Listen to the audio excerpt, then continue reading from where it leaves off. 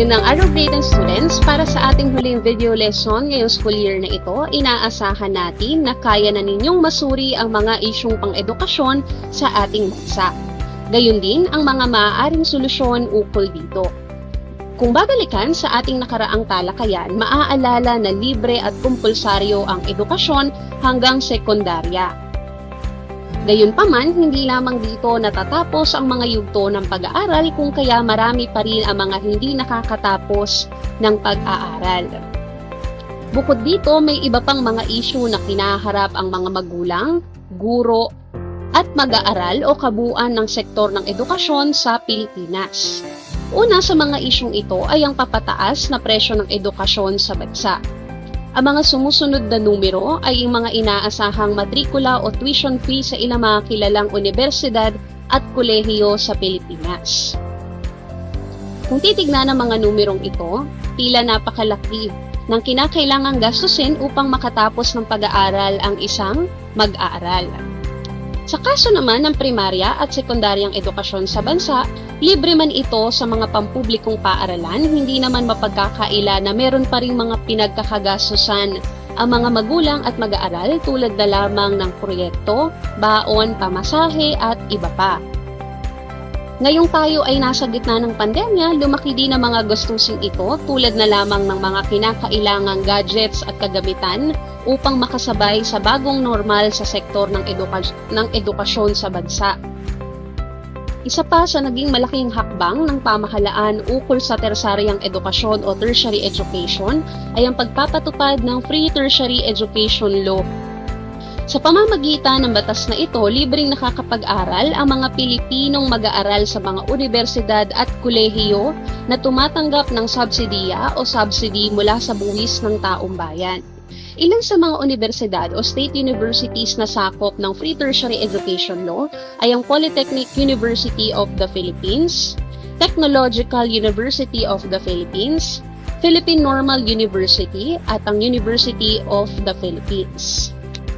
May uugnay rin sa unang suliranin ang patuloy na pagdami ng dropout sa bansa o yaong mga mag-aaral na napipilitang tumigil sa pag-aaral dahil sa iba't ibang dahilan. Ang bilang na ito ay malaki na bago pa man ang pandemya, ngunit lalong tumaas dahil din sa kahirapan na mas lumala kasabay ng COVID-19 sa ating bansa. Taon lamang ang maaaring bibilangin at makikita na natin ang maaaring maging epekto nito sa Pilipinas. Isa rin sa mga suliranin na kinaharap ng bansa ay ang patuloy na pagbaba ng resulta ng mga pagsusulit ng mga Pilipinong mag-aaral. Halimbawa, pinakamababa ang nakuhang marka ng mga Pilipinong mag-aaral sa reading comprehension o pag-intindi sa binabasa base sa resulta ng isang assessment na isinagawa ng Organization for Cooperation and Development. Kung susuriin, ang mga problemang ito ay may malaking kaugnayan sa estado ng pamumuhay sa Pilipinas o tinatawag nating kahirapan na siya ring pinipilit gamutin ng sektor ng edukasyon. Hindi lamang sa mga numerong ito nagtatapos ang problema. Matagal na ring pahirap sa atin ang kakulangan ng guro sa mga paaralan. Bagamat marami ang kumukuha ng kursong edukasyon, napakarami at napakataas rin ang kwalifikasyon na ibinibigay ng mga paaralan para sa kanila. Ngayong taon, dagdag pang problema ang pagkaalis ng maraming guro sa iba't ibang paaralan dahil sa dulot na problema ng COVID-19 o pandemyang kinaharap natin. Isa pang dahilan kung bakit kakaunti ang mga guro sa bansa ay dahil sa laki ng klase na kinakailangang hawakan. Halimbawa, sa mga pampublikong paaralan, may mga kaso na ang isang guro ay humahawak ng 60 hanggang 80 na mag-aaral para lamang sa isang klase. Sa ganitong setup, napaka-imposible na matugunan ng isang guro ang individual na pangangailangang pang-akademiko ng bawat mag-aaral. Dagdag pa rito, kulang-kulang din ang mga pasilidad tulad ng classroom at kagamitan para sa bawat mag-aaral, na lalong nagpapahirap sa sitwasyon ng mga guro at mag-aaral. May mga pagkakataon din ang isang silid-aralan ay hinahati na lamang upang magkasya ang mga mag-aaral. Bukod dito, napakaliit rin ang pasahod sa bansa para sa mga guro. Sa kasalukuyan, nasa 22,316 pesos lamang ang buwanang sahod ng mga pampublikong guro sa Pilipinas.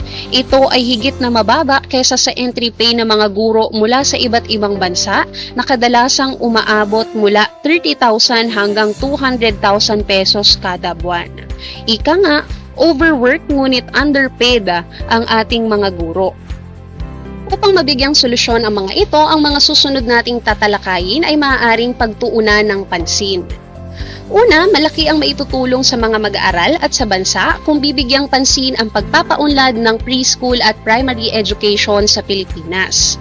Ang mga yugtong ito ng pag-aaral ang pundasyon ng pagkatao at pagkakakilanlan ng bawat mag-aaral. Kaya naman kung ito ay maisasaayos, maaari rin na maisaayos ang mga susunod pang yugto ng pag-aaral. Ikalawa, ang pagkuha ng mga dekalidad na guro na siyang magsasanay sa mga mag-aaral. Sa kasalukuyan, may programa ang pamahalaan ukol dito at ito ay tinatawag na Continuing Professional Development kung saan patuloy na hinahasa ang kaalaman at kasanayan ng mga guro sa pamamagitan ng mga webinars at seminars. Gayun din, ang pagkuha ng mga may masteral at doctorate degree ukol sa edukasyon. Kinakailangan lamang na siguraduhin na magamit ang mga ito sa pagpapataas ng kalidad ng pagtuturo sa ating bansa. Ikatlo, ang pagpapaunlad ng kurikulum sa pribado at pampublikong paaralan. Halimbawa nito ang paggamit ng teorya ng MI ni Howard Gardner bilang isang kasangkapan sa pagtuturo kasabay ng K-12 curriculum mula sa Department of Education. Isang malaking hakbang rin kung patuloy na maglalaan ng malaking budget ang pamahalaan sa sektor ng edukasyon upang maisaayos ang mga pasilidad na kinakailangan at mapataas ang sahod ng mga guro. Bagamat ang sektor ng edukasyon ang taunang may pinakamalaking budget sa pamahalaan, matinding kalaban pa rin nito ang korupsyon kaya't kinakailangan din na mapuksa ito. Huli, ang pakikisangkot ng mga magulang bilang kabahagi ng kanilang mga anak at paaralan sa pagpapabuti ng edukasyon sa bansa.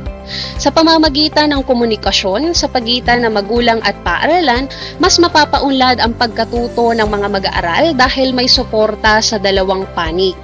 Maaaring halimbawa din nito ang pagsasagawa ng mga parenting seminars para sa kanila. Tunay ngang mahalaga ang edukasyon sa lahat dahil ito ay isang instrumento para umunlad ang bawat isa at kabuuan ng bansa kalaunan.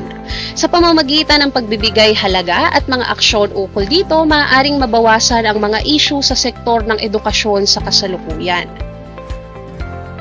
Sa bahaging ito, nagtatapos ang ating talakayan sa Araling Panlipunan 10. Salamat sa inyong pakikinig at naway magamit ang natutunan sa labas man ng paaralan.